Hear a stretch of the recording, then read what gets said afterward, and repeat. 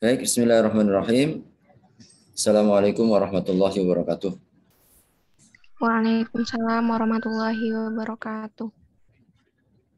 Oke, di pertemuan ketiga ini ya kita akan bahas tentang prinsip muamalah maliyah. Ya. Ada beberapa prinsip ya dalam transaksi atau kegiatan ekonomi dalam Islam itu, beberapa hal yang mesti kita pahami. Ini tambahan dari dua yang telah lalu ya. Di pekan yang lalu ya Bapak menyampaikan terkait tentang karakteristik ya. Ada karakteristik khosois di dalam kegiatan ekonomi Islam. Masih ingat nggak di pekan yang lalu? Apa? Prinsip? Huh? Ada konsep didasarkan atas prinsip dasar ibahah, ya kan? Segala sesuatu diawali dengan ibahah. Kemudian juga konsep kebersebaban dan maslahat. Ya, masih ingat nggak?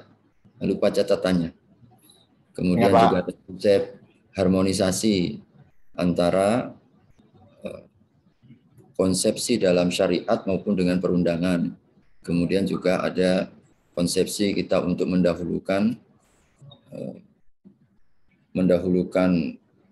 kepentingan umum daripada kepentingan pribadi. Nah, ini pekan yang lalu sudah kita bahas ya. Silahkan nanti dirujuk kembali. Nah, siang hari ini kita akan bahas tentang mabadi atau prinsip-prinsip dasar dalam muamalah maliyah. Pertama, dalam prinsip dasar muamalah maliyah itu kita dikenalkan bahwa pemilik utama dan pemilik mutlak ya, harta kita itu Allah Subhanahu wa taala. Oke. Jadi hakikat pemilik harta kita ini adalah Allah. Sehingga maknanya apa? Maknanya kita hanya mendapatkan amanah. Kita ini mendapatkan titipan. Konsekuensinya ketika pemilik utama ini Allah, maka mestinya kita mengikut semua aturan Allah. Bisa dipahami ya? Nah, konsep ini yang nggak ada dalam konsep konvensional. Kalau dalam konsep konvensional, memang mereka pemilik utama. Ya, seperti keadaannya Qarun kan? Qarun ketika diperintahkan oleh Nabi Musa, maka dia menganggap ini adalah hasil kerjaku. Nah, dia lupa bahwa yang memiliki semuanya termasuk juga kita ini Allah Subhanahu wa taala. Ini prinsip dalam muamalah Islam yang kemudian melahirkan berbagai macam aturan-aturan. Maka ketika kita beriman kepada Allah, kita pun juga meyakini bahwa semua milik Allah. Inna lillah, ya kan? Sesungguhnya kita semuanya milik Allah. Wa inna ilaihi raji'un. Kembali kepada Allah. Artinya kita pun juga mesti harus rela, redho ya untuk menerima semua ketentuan-ketentuan Allah. Ini halal, ini haram, ini transaksi yang boleh, ini transaksi yang tidak boleh. Ini kita kembalikan kepada Allah Subhanahu wa taala. Oke, yang kedua, jadi halal haram dalam kepemilikan. Jadi prinsip dalam muamalah maliyah dalam Islam itu bahwasanya ada hak kepemilikan. Jadi kita diberikan kewenangan atau kita diberikan jadi, kekuasaan ya untuk memiliki barang. Artinya meskipun pemilik mutlak itu Allah, tetapi Allah Subhanahu wa taala mengakui kepemilikan manusia. Jadi ini keseimbangannya ya. Artinya tidak bisa kita kemudian kalau semua milik Allah, lalu kita semena-mena untuk mengakui hak orang lain, tidak bisa. Nanti macam orang sosialis ya. Orang sosialis itu semua harta bersama. Tidak, kalau dalam Islam meskipun bahwa kepemilikan mutlak itu Allah, sehingga kita siap untuk diatur dengan seluruh aturan-aturannya, tapi pada saat yang sama bahwa agama ini Allah juga mengakui kepemilikan kita. Maka perpindahan dari satu pemilik ke pemilik lain itu didasarkan sebuah aturan. Jadi tidak bisa kemudian kita mengklaim semuanya milik kita karena itu milik Allah.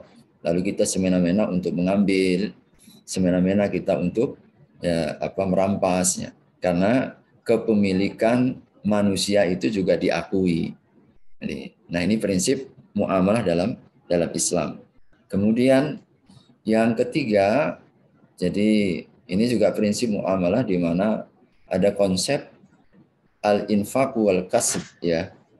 Jadi di mana pada saat kita diakui oleh Allah Subhanahu wa taala kepemilikan kita dan bagaimana mendapatkan maupun mendistribusikan. Jadi ini juga diatur. Ya kan? Kasab itu artinya kita mendapatkannya. Cara-caranya kita mendapatkannya, yang diperbolehkan, yang dihalalkan, ini diatur. Maupun juga pendistribusian. Kemana harus kita alokasikan itu juga diatur oleh agama ini. Jadi sehingga memang kita menerima karena Allah Subhanahu wa taala mengatur ini semua untuk menjaga kemaslahatan. Karena harta ini termasuk di antara kebutuhan dasar di dalam kehidupan kita. Kita tidak bisa berlepas dari harta kan. Jadi oleh karenanya agar tidak menimbulkan bahaya, menimbulkan mudarat, lalu kemudian merugikan orang lain, Allah Subhanahu wa taala kemudian mengaturnya. Sebab kalau aturan halal haram ya, apalagi kaitannya dengan harta ini diserahkan kepada kita, nanti banyak kepentingan. Jadi kepentingan kita, hawa nafsu yang nanti berbicara. Sehingga kalau hawa nafsu yang berbicara maka akan merusak. Ya, banyak kezaliman terjadi. Makanya di sini baik dalam kasabnya bagaimana kita mendapatkan maupun infaknya kita mendistribusikan, ini Allah Subhanahu wa taala telah berikan kepada kita aturan. Termasuk juga maslahat dan mudarat. Jadi prinsip dasar di dalam muamalah itu ada kemaslahatan, ada mafasid, artinya bahaya. Ini yang dikenal. Dan ini prinsip dasar dalam muamalah. Sekali lagi, apa yang membedakan dalam prinsip ibadah itu, kalau dalam ibadah kan didasarkan atas prinsip haram ya. Artinya ta'abbud istilahnya ya. Ta'abbud itu kita hanya mengikuti. Kita tidak ada kewenangan untuk melakukan kreasi itu dalam bidang ibadah. Tapi kalau dalam bidang muamalah ini dikenali namanya masalih dan mafasid. Masalih itu kemaslahatan dan mafasid itu artinya perkara-perkara yang membahayakan. Sehingga apa konsekuensinya? Ketika prinsip dalam muamalah kegiatan ekonomi Islam itu dibangun di atas masalih dan mafasid, maka ini lebih leluasa. Jadi sepanjang di sana ada manfaat, maka diperintahkan. Dan semua yang mengandung unsur bahaya, maka dilarang. Nah, di sini membuka peluang dalam kegiatan ekonomi Islam itu kita sangat-sangat luas. Jadi sangat-sangat luas ya. Boleh jadi ya kepentingan di satu waktu atau keharaman di satu waktu lalu kemudian dibolehkan pada waktu yang lain. Dan itu banyak terjadi ya. Jadi banyak terjadi karena kemaslahatan. Intinya kan kemaslahatan. Dulu di zaman Nabi SAW, beliau itu nggak memperbolehkan untuk menentukan harga, itu nggak boleh. Karena yang berhak untuk menentukan harga itu Allah Subhanahu wa taala. Jadi menetapkan harga barang misalkan disamakan semua itu nggak boleh. Jadi al-musa'ir huwallah, kalau dalam hadisnya begitu. Jadi yang menentukan harga itu Allah. Tetapi di zaman-zaman berikutnya, bahkan di zaman tabi'in ya, di zaman tabi'in itu ditentukan harga. Kok berbeda dengan di zaman Nabi? Ini urusannya bidang muamalah itu bisa saja berubah. Karena apa? Di zaman tabi'in dilihat bahwa penetapan harga itu lebih membawa maslahat. Kalau dulu di zaman Nabi orang-orangnya sahabat, orangnya baik-baik ya, jujur, lalu kemudian mereka orientasinya itu bukan harta sekedar harta saja, keberkahan, sehingga orang-orangnya baik, sehingga tidak perlu ada penetapan. Ketika setelah zaman-zaman berikutnya, jadi kualitas iman sudah mulai menurun, kualitas kesalehan juga sudah mulai lemah, maka diperlukan untuk penetapan harga. Untuk apa tujuannya? Membawa maslahat. Sebab nanti kalau tidak ditetapkan harganya, orang semau-mau mereka untuk menetapkan barang sehingga bisa menzolimi orang. Nah ini contoh ya, contoh saja satu prinsip ya. Kadang-kadang kalau ada kemaslahatan, jual beli barang kalau nggak ada barangnya kan nggak boleh, ya kan? Nggak boleh. Tapi khusus untuk salam, akad pesan memesan boleh. Kenapa boleh? Asal hukumnya kan nggak boleh. Nah, maslahat lagi. Nah ini prinsip muamalah yang keempat. Bisa dipaham ya? Ini pada ngikuti Bapak nggak ini? Paham, Pak. Oke. Insyaallah. Sampai ya Bapak bicara sendiri nanti kalian tidur ya. Oke, nanti Bapak ini tanya ya. Lalu kemudian juga ada mutual free consent. Ya, dalam prinsip muamalah itu didasarkan atas dasar keridhaan.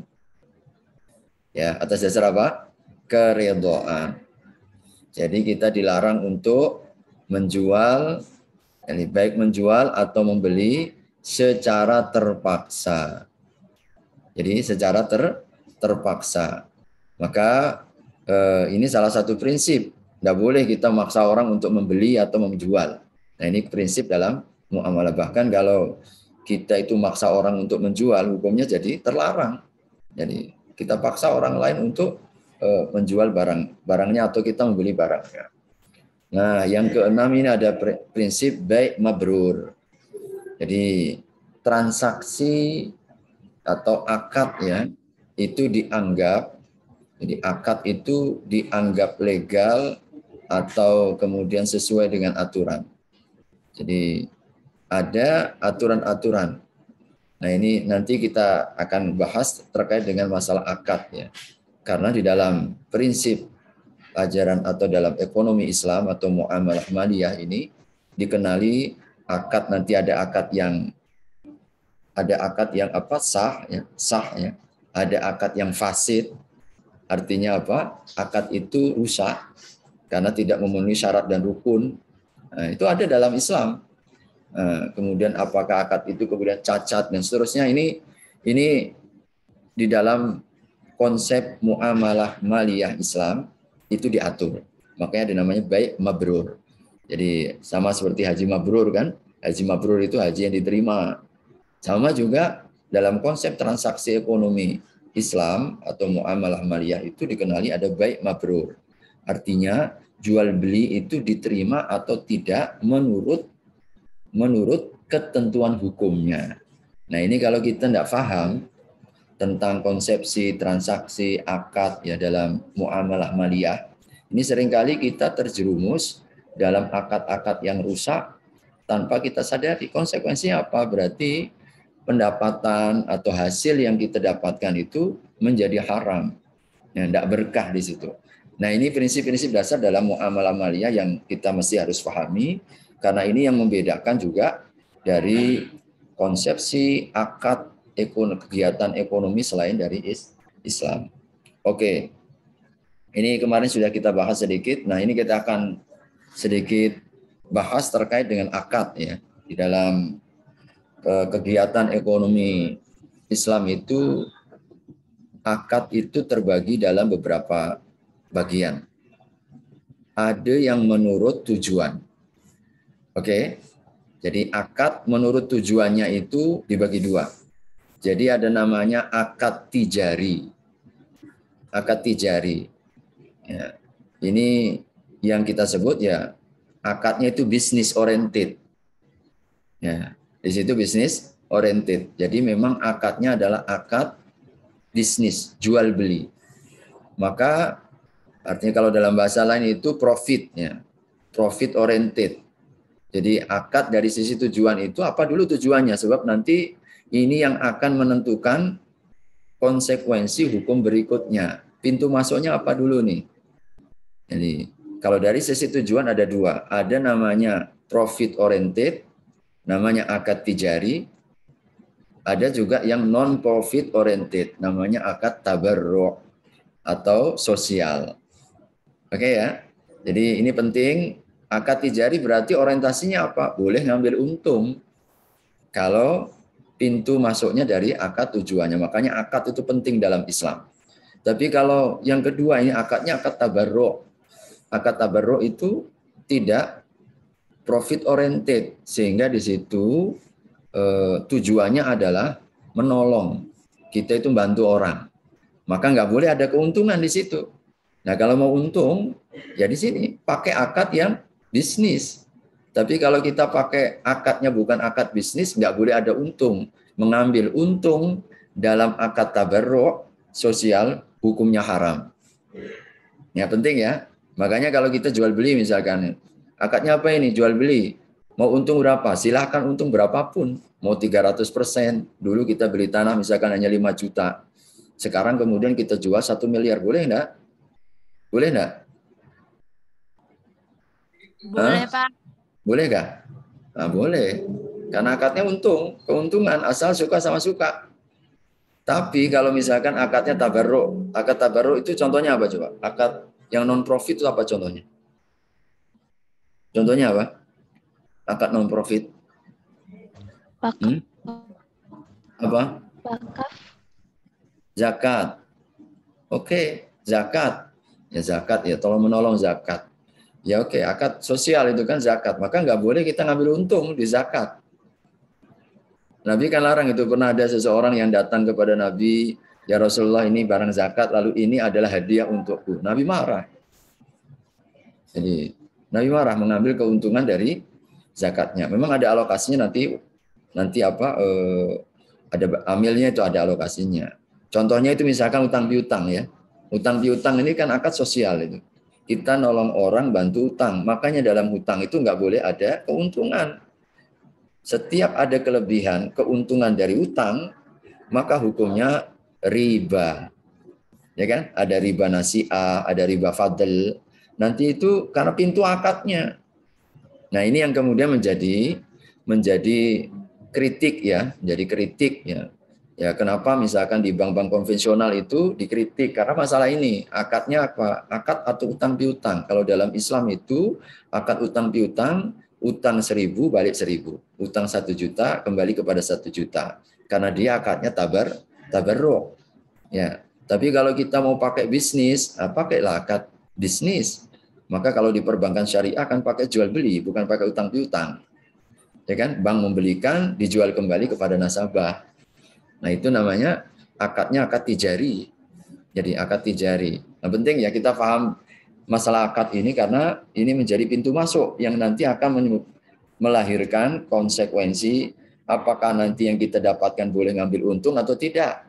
Kan begitu kan? Kalau kita misalkan sewa menyewa, boleh. Akad jasa boleh ngambil untung. Itu akad bisnis. Tapi kalau sudah hibah, tadi kan utang piutang, apalagi ya utang piutang itu kan nggak boleh ya, karena akadnya adalah akad tolong menolong. Baik, bisa dipahami ini ya. Ini dari sisi tujuan. Nah, ini pentingnya kalau kita tahu hukum akadnya. Akad dari sisi keabsahannya, jadi diakui atau tidak diakui, ya, diakui atau tidak diakui. Ini ada berapa sisi. Ada akad yang disebut dengan sahih atau valid ya, sahih. Jadi akad disebut sahih itu kalau nanti memenuhi syarat dan rukun. Oke ya. Akad itu disebut sah. Jadi sah ini akadnya, transaksinya kalau memenuhi syarat dan rukunnya. Nah, nanti kalau ada syarat saja yang tidak terpenuhi, maka disebut akad yang kedua, akad fasid atau voidable. Ya, akad fasid itu berarti ada salah satu syarat yang tidak terpenuhi. Misalkan rukunnya terpenuhi semua, ada penjual, ada pembeli, ya kan? Ada barang yang hendak diperjualbelikan, dah lengkap semuanya. Tapi mungkin ada syarat yang tidak terpenuhi. Misalkan barangnya itu barang curian. Oh, ini berarti kan ada syarat. Mestinya kan milik orang yang menjual, atau ini barang orang lain. Atau misalkan barangnya tidak bisa diserah terimakan. Nah, ini berarti ada syaratnya. Atau misalkan penjual ada penjual, tapi ternyata masih budak kecil. Nah, ini kan berarti rukun rukunnya tidak terpenuhi, harusnya kan orang dewasa. Kan begitu ya. Nah ini kalau yang cacatnya ada di syarat. Jadi cacat kalau di syarat, ini menjadi fasid, tidak sah. Nah yang ketiga, itu ada namanya akad batil. Batil itu udah batal. Artinya lebih parah lagi. Kapan itu? Kalau yang cacat di rukun. Oke ya, yang cacat di rukun. Ada salah satu rukun yang nggak terpenuhi. Ya rukunnya kan minimal tadi apa? Ada penjual, ada pembeli, ada barang yang diperjualbelikan, ya kan? Lalu ada akad. Jadi ada akad. 4 itu rukun. Jadi kalau misalkan ada penjual nggak ada pembeli, maka batil. Ada pembeli nggak ada penjual, batil. Ada penjual, ada pembeli tapi nggak ada barang, batil. Ya kan? Atau semuanya ada tapi nggak ada akad, juga batal. Paham ya? Ini ya dari sisi keabsahan. Oke, dari sisi keabsahan. Nah, ini diantaranya ya. Nah, ini kadang-kadang kita perlu paham juga ya. Terkait dengan masalah akad ini. Ini dari sisi keabsahan. Dari sisi pelaksanaan. Akad itu dari sisi pelaksanaan dibagi 2. Yaitu akad yang disebut dengan nafis yang bisa dieksekusi. Itu namanya akdun nafis. Dieksekusi, lengkap rukunnya, lengkap syaratnya, dan bisa dieksekusi. Itu namanya akad pelaksanaannya. Tapi juga ada akad yang namanya akad mauquf. Dari kata wakaf ya, wakaf itu artinya terhenti. Jadi akad yang terganggu karena ada syarat yang terganggu yang tidak bisa dilaksanakan. Nah, jadi yang tidak bisa dilaksanakan.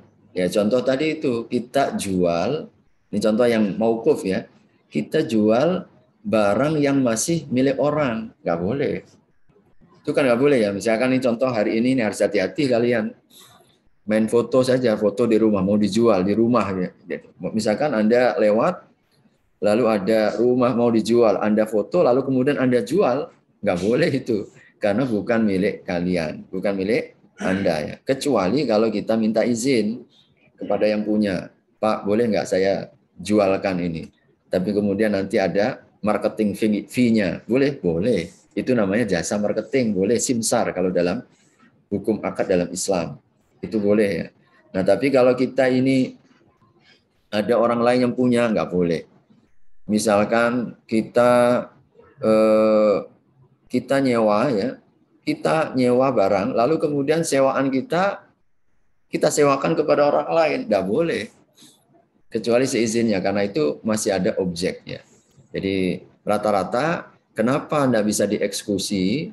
Karena ada otoritas yang lain. Jadi otoritas yang lain. Jadi istilahnya itu bukan milik sempurna kita. Karena masih ada orang lain punya hak di barang itu. Nah itu biasanya rata-rata kita sebut akadnya mauquf. Yaitu tidak bisa dieksekusi.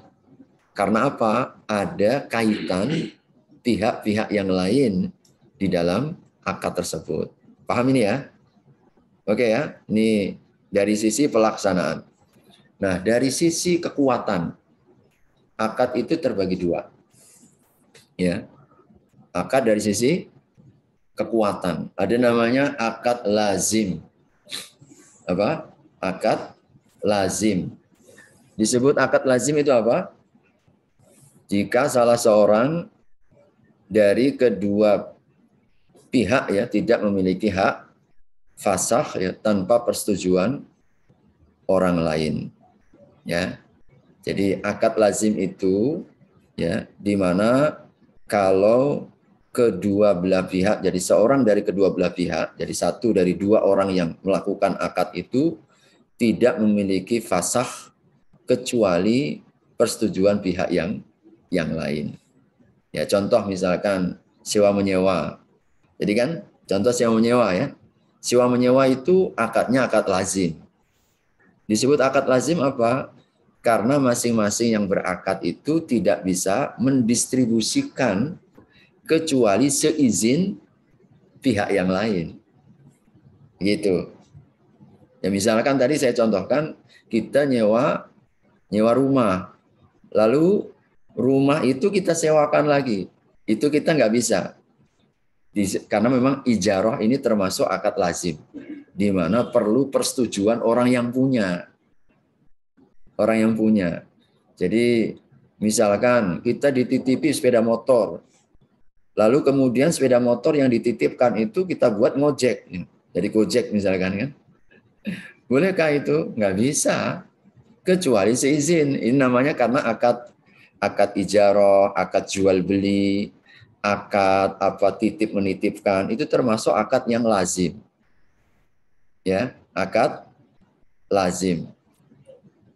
Jadi ini termasuk yang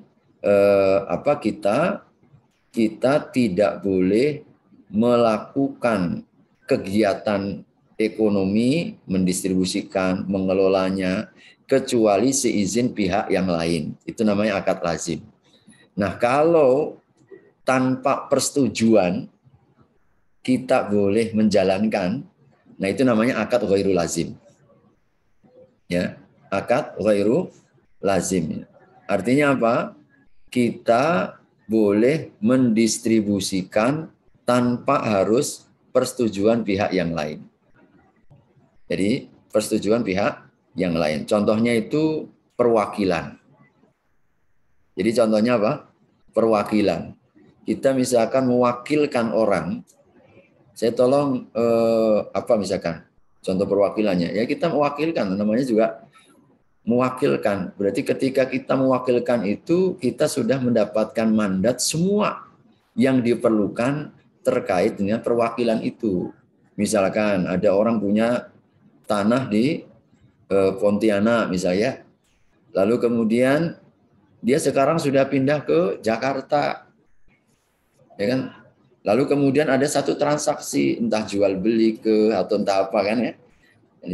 Dia nggak mungkin bisa datang ke Pontianak. Nah, udahlah diwakilkan saja. Siapa perwakilannya? Nah, orang yang mewakili itu punya hak penuh.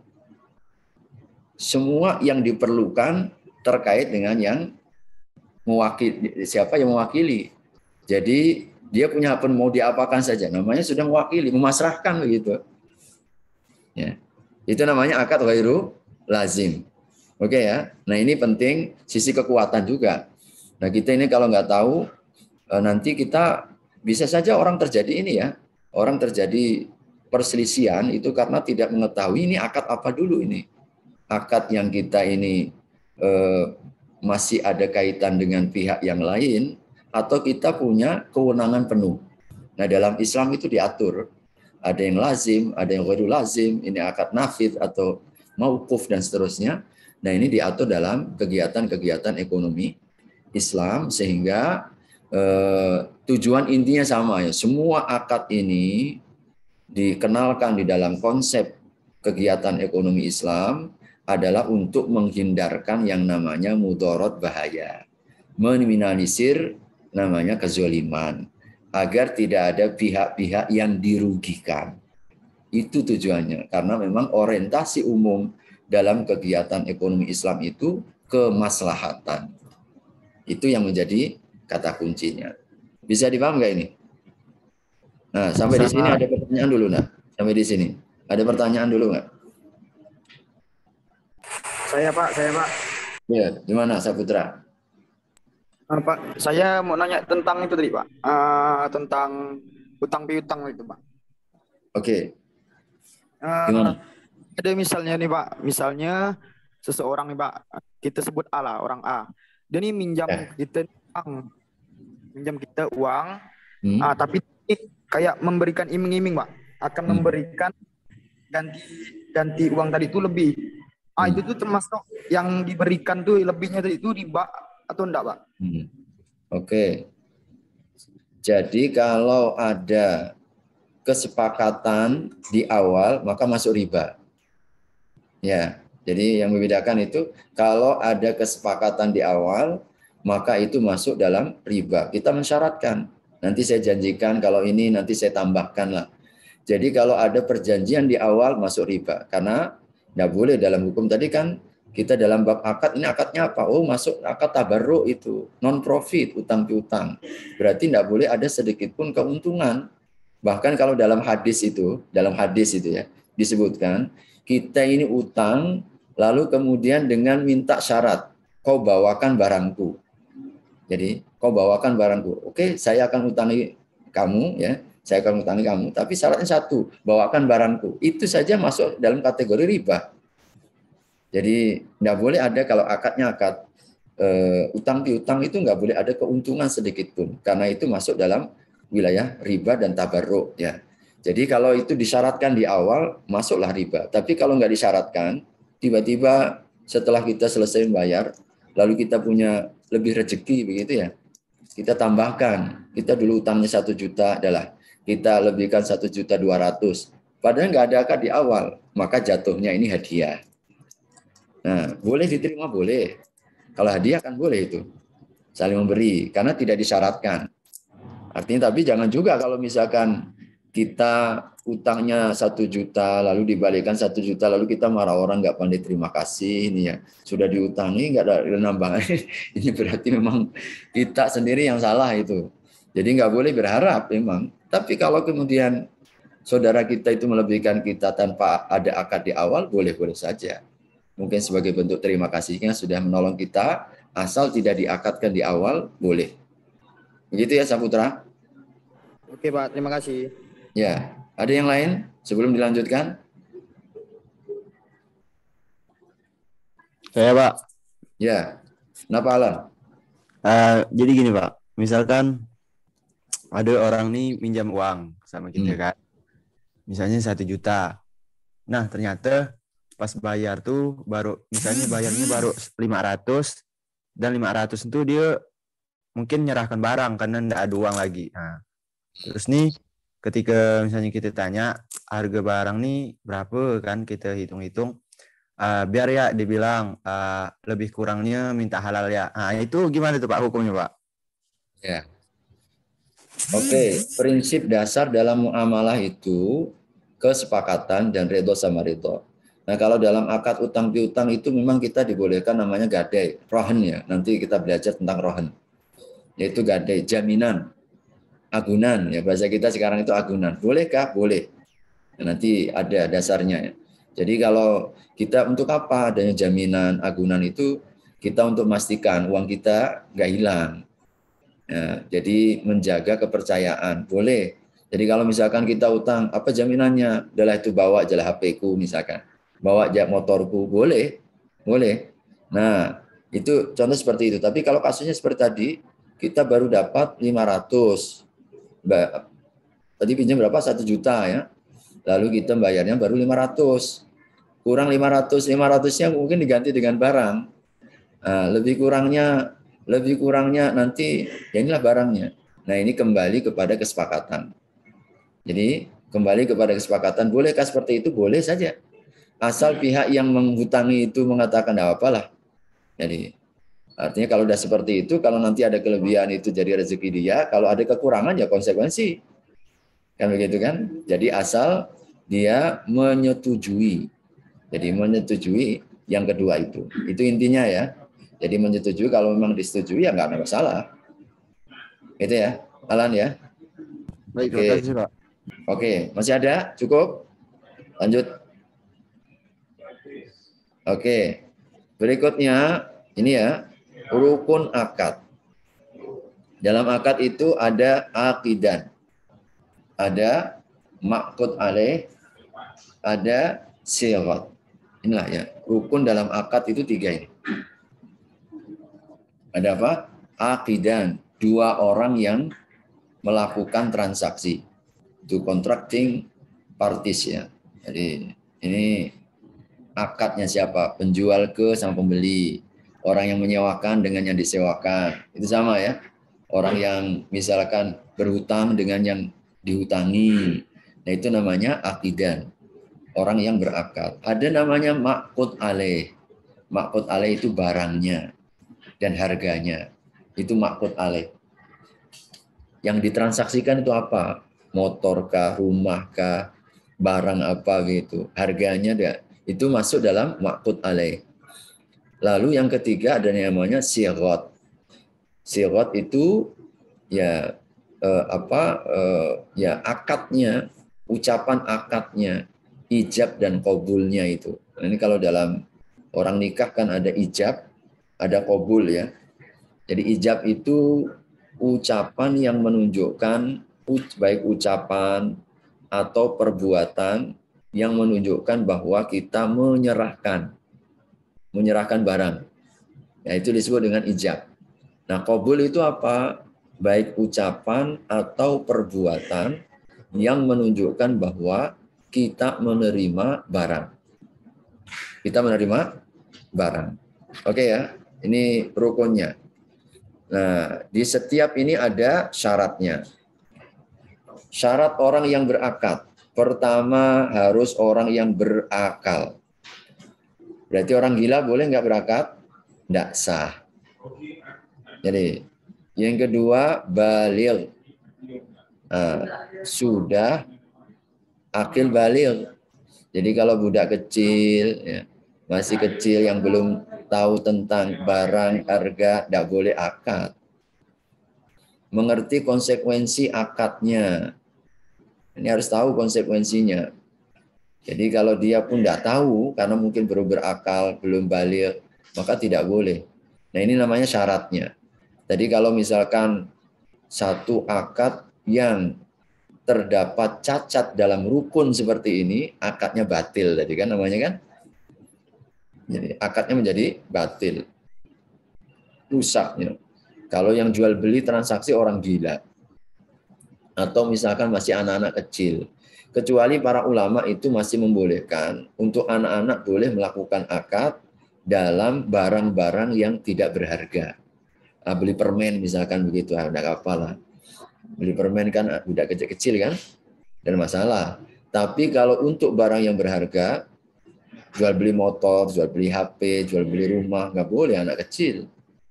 Makanya kalau ada anak yatim itu kan, anak yatim itu dilarang oleh agama untuk mendistribusikan. Maka siapa walinya? Kan begitu kan? Ini dalam rukun akad ya. Nah, yang kedua, dalam barang atau harga. Pertama, barangnya harus halal. Syarat yang diakadkan itu barangnya harus halal. Maka kalau barang yang diperjualbelikan itu haram, haramlah jatuhnya. Jual beli apa? Jual beli daging haram. Tidak boleh. Fasid akadnya. Oh Pak, saya suka sama suka. Walaupun suka sama suka. Haram hukumnya. Atau misalkan, apa lagi? Ya, pokoknya yang haram ya. Entah karena dagingnya, zatnya ya. Jadi zatnya itu haram, itu juga nggak boleh. Sehingga sebagian ulama itu menggolongkan jual beli barang yang di dalamnya masih ada unsur keharaman. Misalnya alat-alat musik itu termasuk yang dipertentangkan di kalangan para ulama. Bahkan lebih dekat nggak boleh. Jadi itu kalau menurut para ulama ya, meskipun masih ada yang memperdebatkan, harus berhati-hati. Tapi kalau udah jelas-jelas ya, jual beli minuman keras, saya nggak minum Pak, saya hanya menjual saja, sama. Karena yang kita jual itu barang yang tidak jelas. Kemudian harus jelas jenisnya. Jadi jenisnya itu harus jelas. Apa yang diakadkan itu.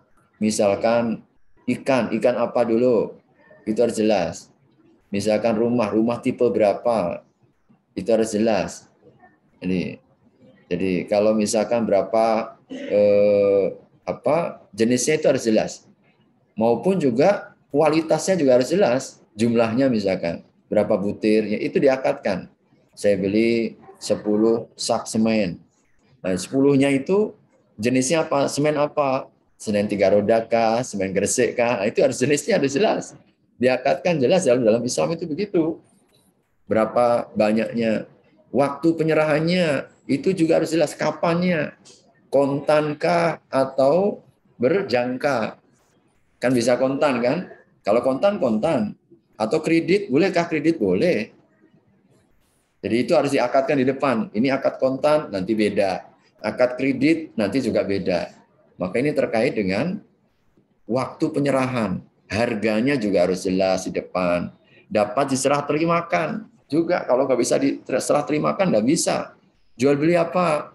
Ikan di mana? Masih di Sungai Kapuas. Nah, nggak bisa. Ikan di Sungai Kapuas dijual ya.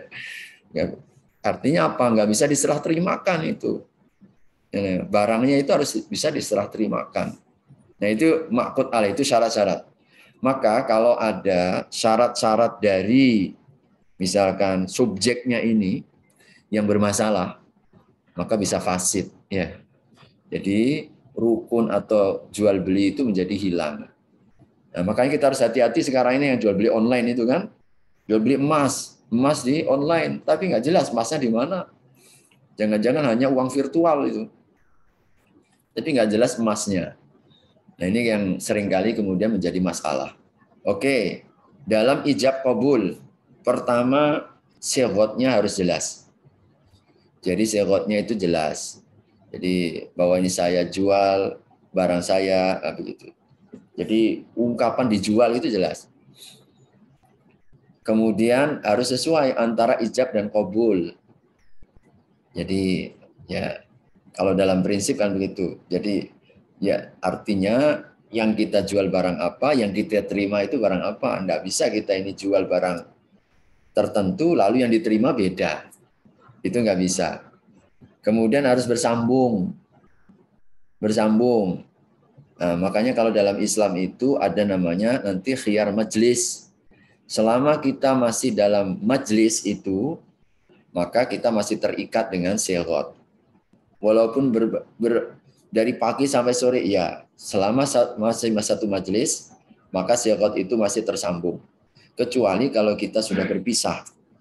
Sudah berpisah, maka sudah terputus. Ini sehingga ini kan sighot itu, ini salah satunya kan syarat yang ketiga bersambung. Makanya kalau tidak bersambung, maka batal. Sehingga orang lain boleh. Orang lain boleh. Sebab kalau kita masih bersambung, konsekuensinya apa? Orang lain tidak boleh masuk dalam transaksi kita. Itu konsekuensinya begitu. Makanya kita dilarang membeli transaksi jual beli orang lain. Orang masih transaksi jual beli lalu kita kemudian tiba-tiba melonong begitu ya, masuk ke dalamnya. Orang sakit hati lah. Kok baru datang ya. Lalu kemudian ikut campur dengan jual beli kita, apalagi ngasih harga lebih gitu ya. Teman kita beli misalkan harganya berapa? 70.000. Saya beli 100 lah, Masya Allah. Ini kan namanya bisa sakit hati, gitu kan? Nah itu yang kenapa harus bersambung, karena bersambung itu nanti akan melahirkan satu konsekuensi apakah barang tersebut itu boleh untuk kita atau kita buka tawaran orang lain atau tidak. Begitu ya. Bisa dipahami ini ya. Rukun dan syarat-syaratnya ini.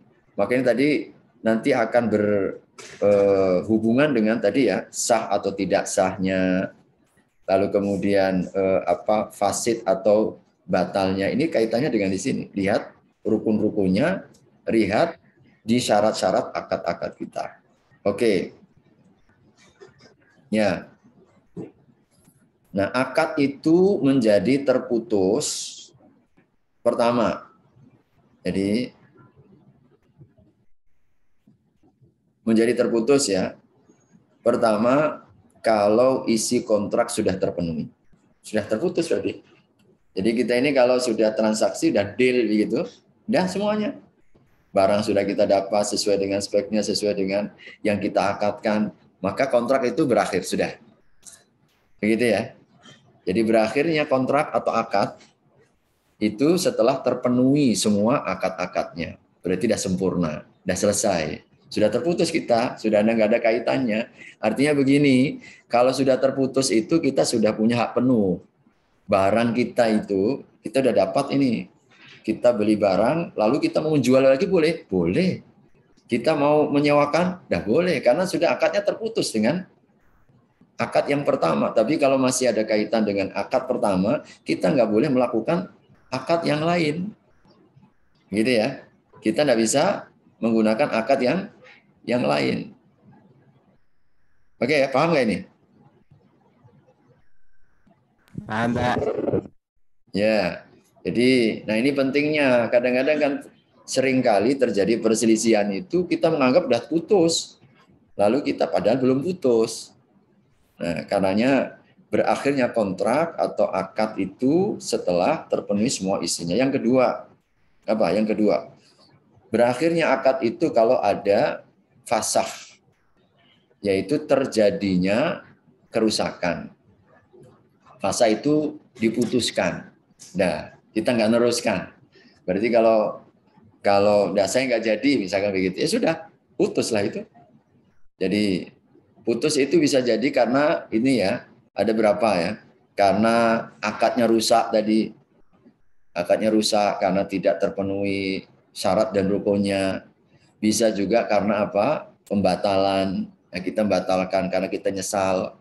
Bisa saja. Maupun juga tidak memungkinkan untuk dieksekusi juga. Nah ini kan ya putuslah karena nggak mungkin dieksekusi, itu barang orang. Misalkan kita jual tanah lalu tanah itu ternyata ada yang punya, ya kan ada yang punya. Bagaimana seperti itu ya sudah berakhir, terputuslah akad kita, nggak bisa dilanjutkan, gitu ya. Jadi akad itu berakhir kalau diputuskan. Yang ketiga, akad itu berakhir kalau ada kematian.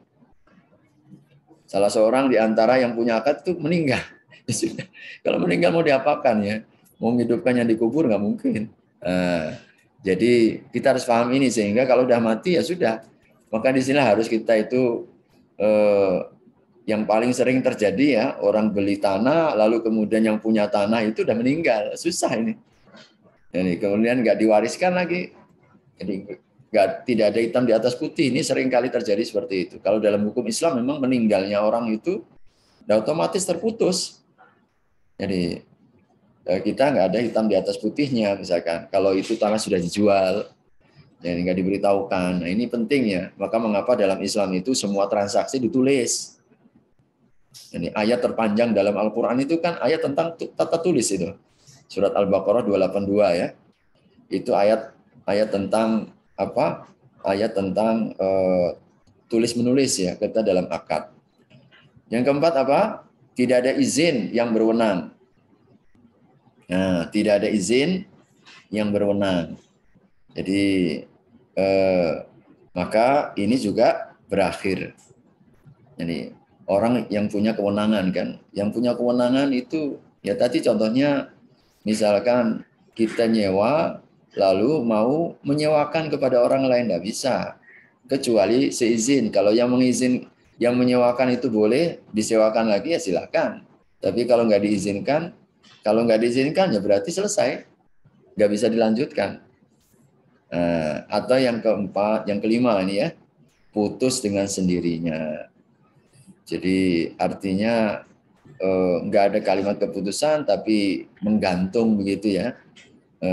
Nah ini biasanya tadi itu ya, ketika satu akad tidak bisa dieksekusi. Jadi sampai kapan? Sampai kiamat ya nggak mungkin bisa dieksekusi. Sudah putuslah dengan sendirinya. Nggak bisa dilanjutkan, ya jangan dilanjutkan. Ya, karena artinya secara otomatis pada saat akad itu tidak bisa dieksekusi karena ada kaitannya dengan pihak-pihak yang lain yang punya kewenangan, ya secara otomatis kontrak maupun akad itu berakhir. Begitu ya. Oke, masih ada pertanyaan sampai di sini? Iya, Pak. Oke, gimana? Pak, misalnya gini nih, Pak. Ada salah satu orang tua nih misalnya menyuruh anaknya, Pak, untuk menjaga sebuah toko misalnya toko sembako lah. Tapi si anak ini belum akil balik. Alasan orang tuanya buat nyuruh anaknya menjaga toko tuh sebagai media pembelajaran buat anaknya. Tapi dengan tetap bimbingan dengan orang tuanya, Pak. Masih dengan bimbingan orang tuanya. Apa gitu boleh, Pak? Kalau anak itu sudah memayyiz ya, yang sudah bisa membedakan dan dia sudah bisa tahu harga, tahu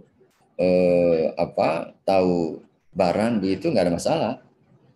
Artinya walaupun belum baligh ya, tapi dia sudah bisa membedakan, ya, tahu barang dan tahu harga, tidak ada masalah. Berarti dia sesungguhnya sudah pada proses yang sudah berakal. Tapi kalau misalkan, ya contoh apa yang belum mumayyiz itu, anak-anak 1 tahun, 2 tahun itu masih suka main kan, nah, yang begitu ya nggak boleh.